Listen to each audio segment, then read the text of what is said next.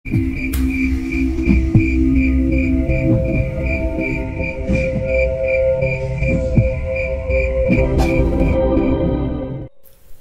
Adit paham kenapa Pak Dirman dan Mbok Sarmin bersikeras kalau anak-anak mereka memang tidak pernah dekat dengan laki-laki.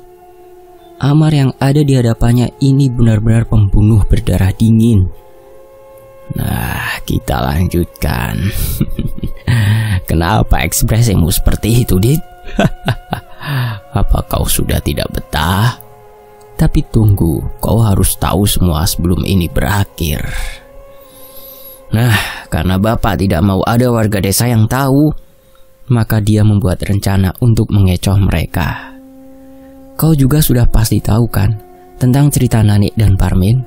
Ya, itu semua bapakku yang membuatnya. Tapi sialnya, ada satu orang yang paham. Dia bersikukuh kalau semua ini tidak ada sangkut pautnya dengan Asih yang gentayangan. Maka dibuatlah Nanik dan Parmin sebagai umpan, hingga warga desa percaya. Sayangnya orang tua itu dan Derman berhasil menyelamatkan Siti pada saat-saat terakhir. Kau tahu siapa laki-laki tua itu? Bapaknya Prianto, ucap Amar dengan nada kesal. Saat itu bapakku berhasil dengan ritual yang dilakukannya. Tiba-tiba saja hidup kami berubah. Hingga pada suatu hari, dia dimintai lagi oleh sosok itu.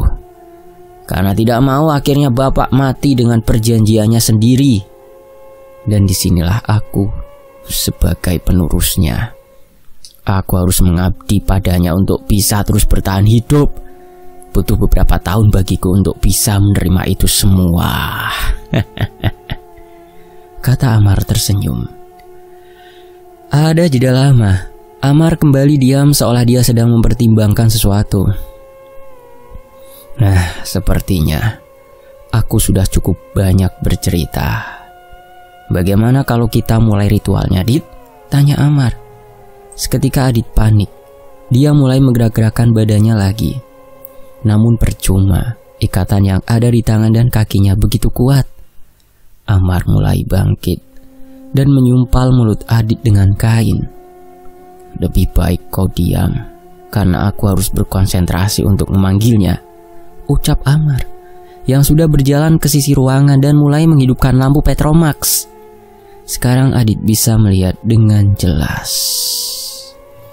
Ruangan itu tidak besar, hanya sebuah ruangan kecil dengan satu jendela. Di sekitarnya, Adit melihat ada beberapa benda yang membuatnya begitu ngeri.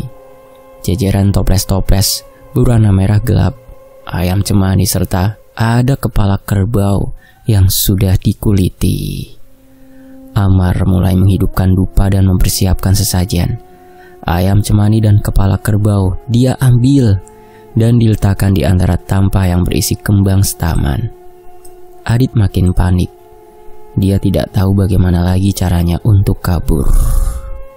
Sudah siap, Dit? Tolong sampaikan permintaan maafku untuk Ningrum dan yang lainnya, ucap Amar dengan nada memelas. Adit semakin jengkel. Dia benar-benar merasa jijik dengan laki-laki yang ada di hadapannya. Amar kembali berjalan mendekati Adit. Kini dia berdiri di tengah-tengah tubuh Adit. Entah apa yang sedang dilakukannya, Adit tidak bisa melihat. Kepalanya masih begitu sakit ketika digerakkan. Ditambah dengan sumpalan kain yang ada di mulutnya. Tersentak, Adit merasakan Amar sedang memelorotkan celananya. Bukan hanya celana jeans yang dia pakai, tapi benar-benar seluruh celana Adit dipelorotkan hingga sampai ke ujung betisnya. Apa yang ingin dilakukan bajingan ini? Batin Adit geram. Kini ia hanya bisa berpasrah. Jika memang saat ini dia harus mati, setidaknya dia sudah berusaha untuk tetap hidup. Punyamu besar dan gemuk. Pasti Jenggolo Sewu akan suka sekali menyantap hidangan penutupnya. Kata Amar dengan terkekeh. Kembali Amar berjalan menuju meja di sisi ruangan. Dia seolah sedang mencari-cari sesuatu. Saat berbalik, Adit melihat kalau Amar memegangi salah satu toples yang memiliki warna merah gelap. Adit terus saja meronta-ronta, berharap apa yang dilakukan Amar tidak akan berhasil. Amar sudah kembali berada di sisi Adit. Kini dia merasakan ada cairan kental yang menyentuh kulit di bagian kelamin dan terus saja merembet hingga ke pangkal pahanya. Kau tahu, Dit, sebenarnya aku sudah bisa melakukan ritual tumbal tali perawan sejak kematian Ningrum. Tapi ketika aku mendapatkan kabar dari Marwanto, aku berpikir, jika memang dulu mereka memiliki kebahagiaan berupa keluarga yang lengkap dan harta berlimpah, setidaknya sekarang mereka bisa merasakan bagaimana tidak memiliki seorang anak. Kata Amar, apa maksudmu? Apa hubungannya dengan keluarga kami? Ucap Adit saat dia bisa melepas sumpalan kain yang ada di mulutnya. Ya aku lupa. Aku sangat membenci kebahagiaan yang terpancar dari keluarga kalian.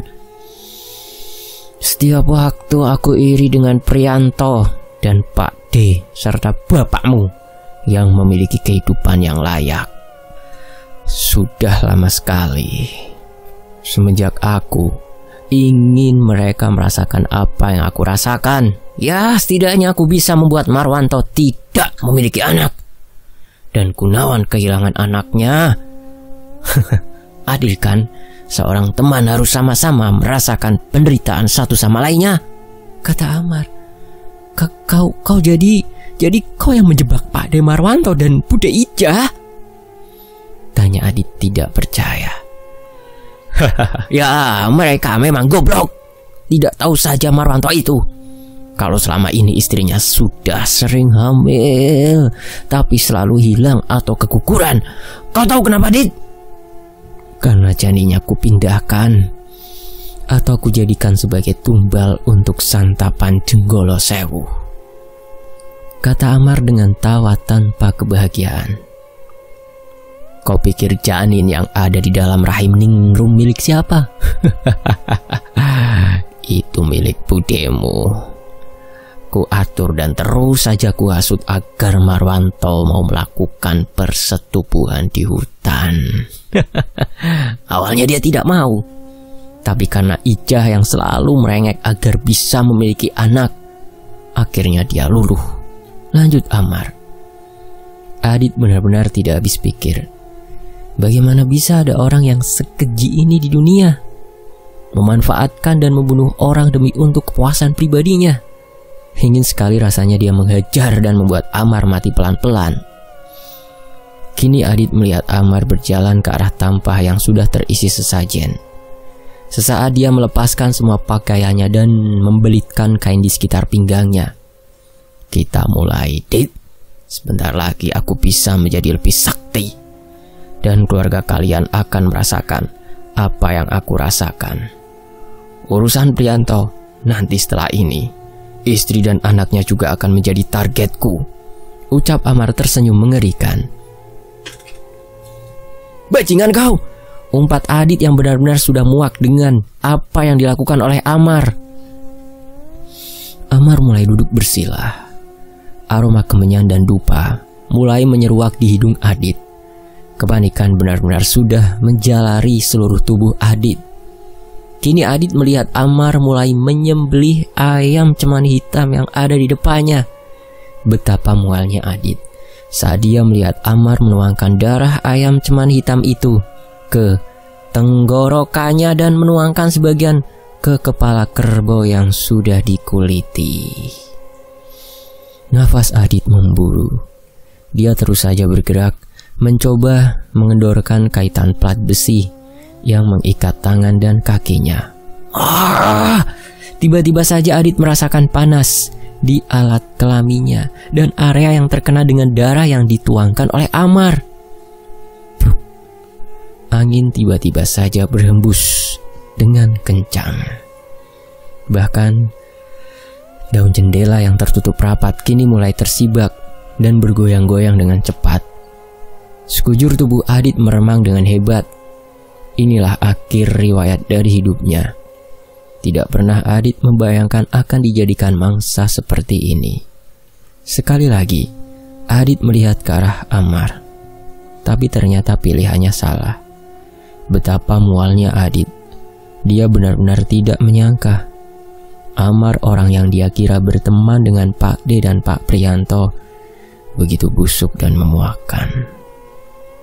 Kini Ammar sedang membuka salah satu toples dan mengambil sesuatu yang merah dan kembali berjalan ke arah Adit. "Kau tahu ini apa?" ucap Ammar yang memperlihatkan gumpalan daging yang seperti terikat dengan sesuatu. "Ini adalah ari-ari dari Ningrum. Ada darah dari keluargamu juga di sini. Kau tidak mau mencicipi sepupumu, Dit?" tanya Ammar tanpa dosa. Adit yang melihat itu hanya memalingkan mukanya. "Kau tidak mau, Dit? Kalau tidak mau, kita sudahi saja sekarang," ucap Ammar. Sekali lagi dia berjalan ke arah sesajen dan duduk bersila. Dia letakkan ari-ari itu di depannya. Kembali suasana menjadi mencekam. Ditambah angin dingin berhembus dengan kencang. Seketika pintu terbuka dengan keras. Baik Adit maupun Ammar sontak langsung menolehkan kepalanya. Siti tengah berdiri dengan tatapan kosong dan terus saja menembang lagu Jawa. "Kau sudah membereskan bocah itu, Siti?" ucap Ammar menyeringai. Tidak ada jawaban dari Siti. Dia hanya diam dan mengangguk. "Bagus. Sekarang sudah tidak ada penghalang lagi. Arif temanmu sudah menyusul Ningrum dan Pak Dirman, Dit. Sebentar lagi giliranmu," lanjut Ammar yang langsung saja meneruskan ritualnya. Kekuatan Adit melemah. Dia tidak menyangka kalau Arif juga sudah menjadi korban dari kebiadaban Ammar. Semua sudah berakhir. Tidak ada lagi orang yang bisa membantunya kali ini. Adit kaget. Jelas sekali dia mendengar ada suara geraman yang muncul. Ada sesuatu yang sedang berdiri di depan Ammar. Di saat bersamaan alat kelamin Adit yang terkena darah makin terasa panas. "Sial," umpat Adit ketakutan. Pelan tapi pasti, kini Adit melihat dengan jelas sosok yang kemarin ada di belakang Siti, tengah berdiri menatap nyalang kepadanya. Bentuknya sungguh mengerikan. Seluruh badannya berbulu, serta taring yang mencuat tidak beraturan di sekitar bibirnya. "Doro, sampun kulo siap kes danten. Sudah saya siapkan semua," ucap Ammar sambil duduk menyembah sosok yang ada di depannya. Geram sosok tersebut dan langsung berjalan menuju ke arah Adit. Adit sudah benar-benar pasrah sekarang. Sosok itu sudah tepat berdiri di samping Adit. Kulit di selangkangannya semakin terasa panas. Lelehan air mata juga sudah tidak bisa dia bendung lagi. Dan yang lebih mengerikan lagi, sosok yang bernama Jenggolo Sewu mulai memainkan tangannya di kelamin Adit. Terasa sekali rasa ngilu yang muncul. Padahal Jenggolo Sewu hanya sekedar menyentuhnya, hingga tiba-tiba saja Jenggolo Sewu menarik tangannya dengan menggeram. "Bajingan gue bocah," ucapnya sambil menatap ke arah Ammar dengan tatapan yang tajam dan mengerikan. Melihat itu sontak Ammar terpaku dan gemetaran. "Ngapunten Doro," ucap Ammar mencoba berani untuk bertanya. "Aku ngomong. Aku sudah bilang, carikan penutup yang masih berjaga."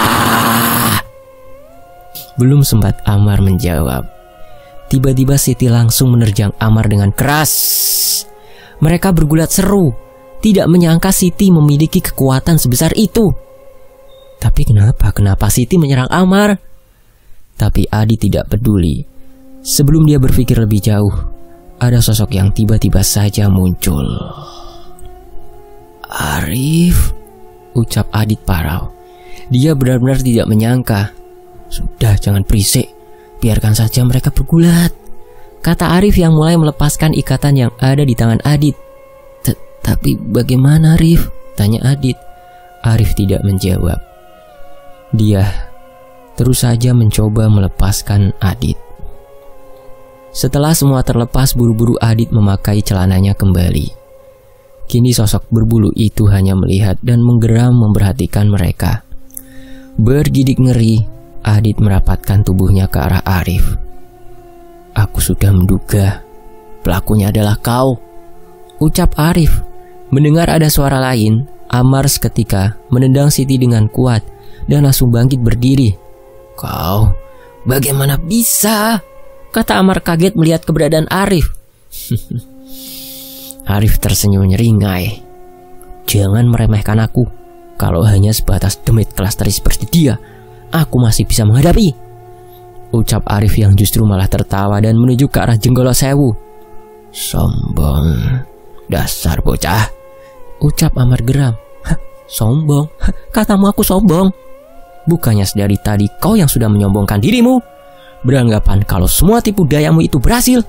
Tak inginkah kau tahu sejak kapan aku mencurigaimu lebih daripada yang lain, ucap Arif dengan mencemooh.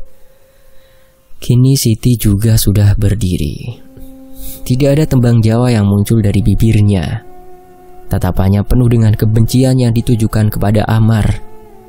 Sebentar lagi selesai, seperti apa yang kau inginkan, Mar, ucap Siti. Amar yang mendengar itu terkejut.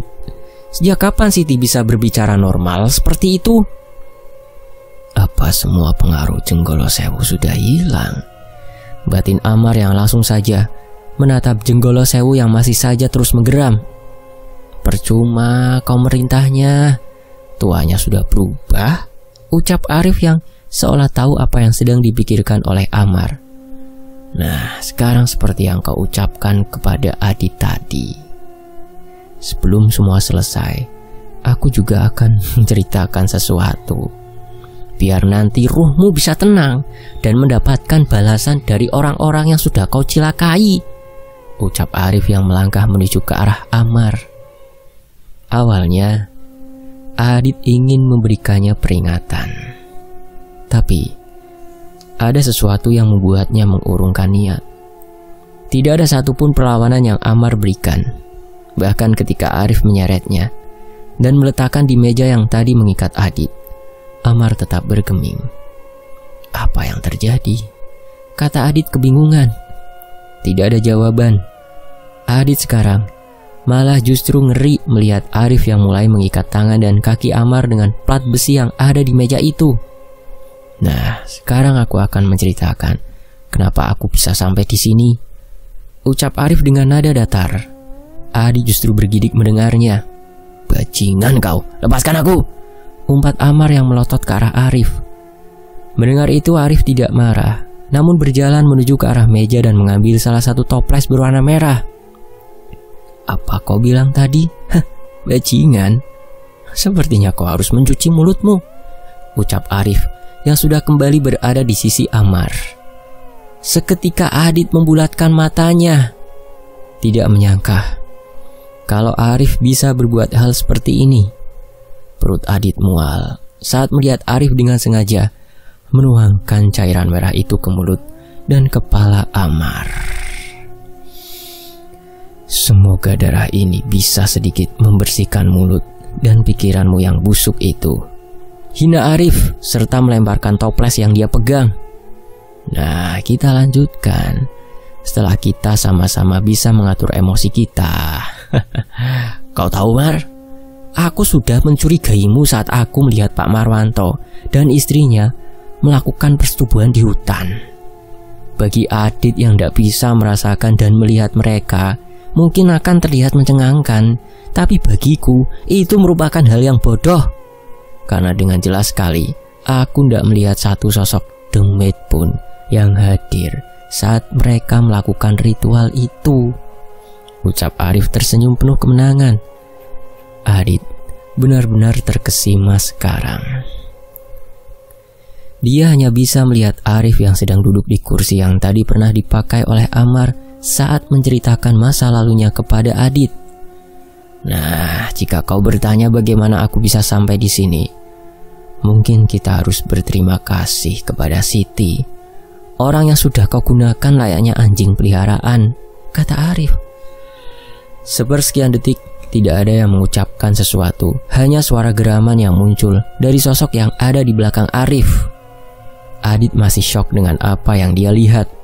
Siti hanya terus diam, memandangi Amar dengan pandangan kesumat, dan Arif terlihat seperti sedang mempertimbangkan sesuatu. Mungkin ini yang terbaik. Semua perbuatanmu sudah membuat banyak orang sengsara. Kau tak ubahnya seperti makhluk yang ada di belakangku. Biarlah dia yang menyelesaikan semua, ucap Arif murung. Adit panik mendengar apa yang temannya ucapkan. Apa yang akan dilakukan oleh Arif? Arif berdiri, melangkah ke belakang, mengambil satu toples lagi, dan kembali berjalan tepat di dekat paha Amar. Sejenak Adit melihat ada ekspresi jijik dari wajah Arif. Tanpa diduga-duga, Arif melepaskan kain yang dipakai oleh Amar. Adit seketika paham apa yang dilakukan oleh temannya itu. Apa harus seperti ini, Rif? Tanya Adit. Di sisi lain bola mata Amar membulat seketika. Dia tahu apa yang akan dilakukan oleh bocah Arif itu. Tidak. Jika kita membiarkan dia pergi, suatu hari dia akan mengulanginya lagi. Terlebih dia sudah melakukan tumbal tali perawan untuk kebiadabannya. Biar ingon-ingonnya yang mengakhiri semua ini, kata Arif murung. Tanpa menunggu jawaban Adit, langsung saja Arif menuangkan cairan merah darah itu ke arah selangkangan Amar. Bajingan kau bocah. Lihat saja suatu hari kau akan mendapatkan balasan lebih dari ini, ucap Amar penuh dengan amarah. Aku tunggu, balas Arif yang langsung saja berjalan dan menarik Adit dan Siti keluar ruangan. Mereka berjalan cepat, meninggalkan bangunan yang dipakai Amar untuk melakukan ritual. Sayup-sayup mereka mendengar suara teriakan yang menggema di hutan desa Renggono. Kita mau kemana, Rif? Tanya Adit yang mulai terlihat kelelahan. Rumahmu. Mereka semua sudah menunggu, kata Arif yang terus saja berjalan menembus semak-semak. Tidak ada obrolan yang muncul selama perjalanan menuju rumah Nek Harjo. Baik Adit, Arif maupun Siti hanya diam berkutat dengan pikiran masing-masing. Apa aku harus ikut? Kata Siti yang saat sudah berada di jalan desa yang sepi. Mereka tidak akan menyakitimu. Biar aku dan Adit yang memberikan penjelasan, jawab Arif. Sedang Adit hanya diam dan mengikuti kemauan temannya ini. Dia tidak mau menyanggah, takut membuat Arif marah, dan bisa saja Adit bernasib sama dengan Amar. Adit! Pekik Nek Harjo saat melihat Adit tengah berjalan menuju rumahnya. Adit, kamu gak apa-apa kan? Kata Nek Harjo yang tiba-tiba saja terisak. Gak apa-apa, Nek. Tapi Adit pengen mandi. Badan Adit lengket semua, ucap Adit lemas, dan ingin sekali dia segera merebahkan tubuhnya di atas kasur. Semua orang kini tengah berkumpul. Bahkan juga Siti turut bergabung bersama. Setelah Nek Harjo dan Mbok Sarmin membantunya membersihkan badan, Adit dibantu Arif menjelaskan semua yang sudah terjadi malam ini. Baik Pak Kades sampai Bude Ijah benar-benar kaget dengan apa yang sudah dilakukan oleh Amar. Maafkan Pak Dedit, Pak D sudah membuatmu hampir cilaka, kata Pak D yang tertunduk malu dengan semua perbuatan yang dilakukannya. Adit tersenyum dan tidak menyalahkan apa yang dilakukan oleh Pak D-nya. Sudah Pak D, lupakan. Yang penting sekarang kita sudah tahu dalang dari semua ini, ucap Adit sambil menikmati sebatang rokok. Malam itu akhirnya semua misteri yang menimpa Adit terkuak. Tidak ada yang merasa sedih atas kematian Amar. Semua sudah memaafkan, bahkan Adit juga sudah bisa melepaskan semua masalah yang ada di hidupnya. Selesai, tamat. Siapa di sini yang menebak bahwa pelakunya itu Bude Ijah sama Pak D Marwanto? Saya juga nebaknya ke situ. Ternyata plot twistnya di sini ya. Ini netral keren sekali. Dan mohon maaf ya, Adit sudah tidak berjaka, mungkin sudah melakukannya dengan siapa namanya, tunangannya itu yang mutusin, ya itulah pokoknya. Ya demikianlah di Fakta Sejarah. Terima kasih untuk Netra Kala, terima kasih teman-teman yang sudah menyimak sejauh ini. Ini mau dilanjut lagi nggak kisah Arif? Ini kan masih berkaitan yang dulu saya upload sama Bima ya. Ini ada satu lagi nih, judulnya Petaka. Kalau mau dilanjut, mohon komen ya di channel Fakta Sejarah. Dan demikian juga di channel Wen Antoni ini, seperti ini ya, isi suara prosesnya tanpa editing yang seperti ini. Kalau yang versi editnya bisa dilihat di Fakta Sejarah. Jangan lupa ya di subscribe di channel Wen Antoni ini. Dan sampai jumpa di kisah lainnya, tetap di Fakta Sejarah. Saya pamit ya. Wassalamualaikum warahmatullahi wabarakatuh.